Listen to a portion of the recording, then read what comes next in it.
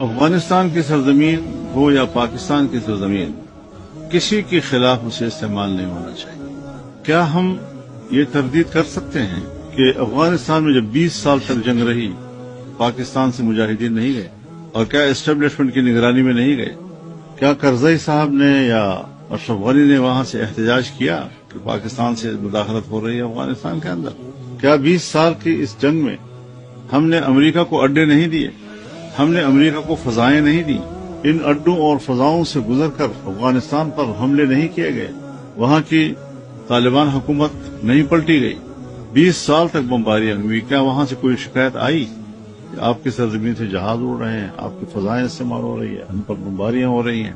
تو اگر آدمی خود مضبوط ہو، ان کے اعصاب مضبوط ہوں اور خود اعتمادی اندر موجود ہوں، تو پھر مسئلہ بنانے کے لیے بہانے تلاش نہیں کرنے چاہیے۔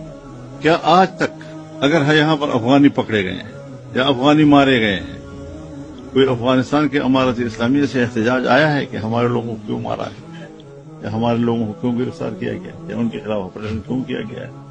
تو اس لیے یک طرفہ طور پر سوائے اس کے کہ ہم افغانستان میں دوبارہ ایک بے قراری کی طرف جائیں گے، کیا ہم نے قسم کھا رکھی ہے کہ افغانستان میں استقلال نہیں چھوڑنا، وہاں ہمیشہ بے قراری رکھنی ہے، اور پھر اپنا دامن صاف رکھنا ہے اور سارا گند دوسرے کے دامن پہ پھینکنا ہے، خود صاف اور شفاف بن کر، بے گناہ بن کر دوسروں کو گناہگار قرار دینا؟ یہ ایک پالیٹکس ہے اور ہمیں اس پالیٹکس سے نکلنا چاہیے۔ بے قرار اور غیر مستحکم افغانستان پاکستان کے لیے کبھی بھی مفید ثابت نہیں ہو سکتا۔ اور افغانستان کے اور بھی پڑوسی ہیں، لیکن سب سے طویل ترین سرحد پاکستان سے ملتی ہے، وہ 2500 کلومیٹر پاکستان کے ساتھ ملتے ہیں، جس کے دونوں طرف ایک ہی قوم آباد ہے اور وہ پشتون قوم ہے۔